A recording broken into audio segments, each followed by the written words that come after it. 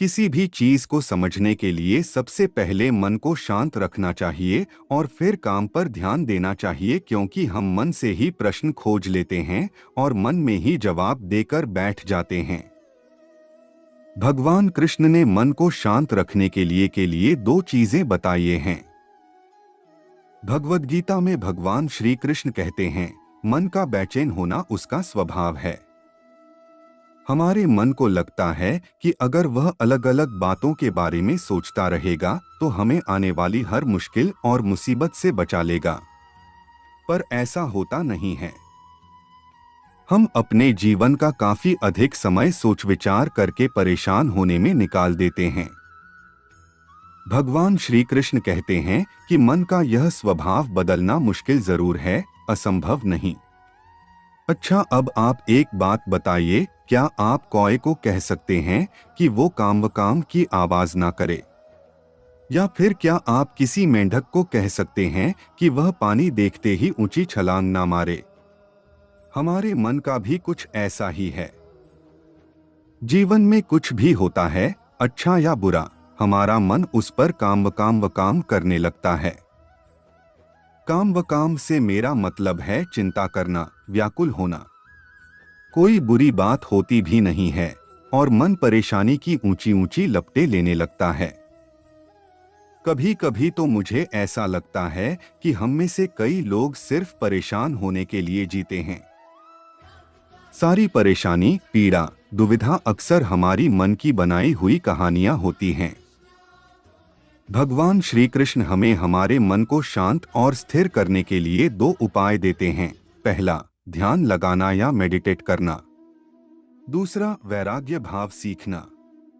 अब ध्यान या मेडिटेशन शब्द सुनते ही आप में से कई लोग कहेंगे कि आप आंख बंद कर सांसें अंदर बाहर नहीं ले सकते।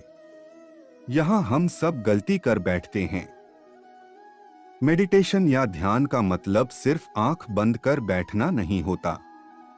मेडिटेशन का मतलब होता है अपना पूरा ध्यान किसी चीज पर लगाना और उसे हटने नहीं देना। अगर आप रोटी बना रहे हैं तो सिर्फ उस बात पर ध्यान दीजिए।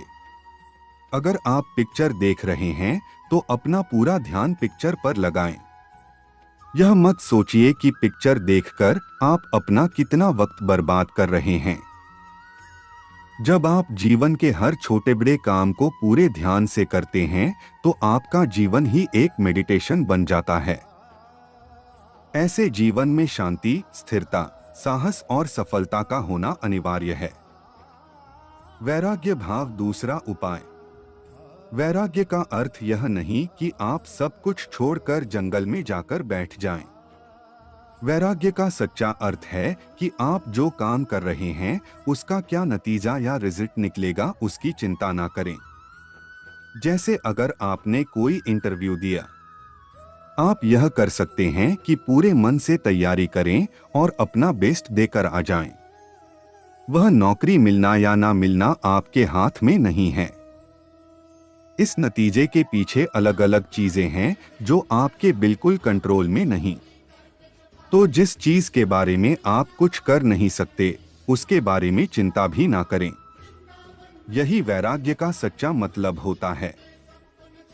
और यही है भगवान श्री कृष्ण का दूसरा उपाय मन को चिंता की लपटों से बचाने का। याद रखिए, आप पूरे के पूरे इंसान हैं। समझदारी, संयम और कुशलता से भरे इंसान। आपका मन जब भी कौए की तरह अलग अलग बातों पर आपको परेशान करने लगे तब अपने मन को भी प्यार से समझाइए और शांत कर लीजिए। बस अपने ऊपर विश्वास रखिए कि आप कभी अपना बुरा नहीं होने देंगे।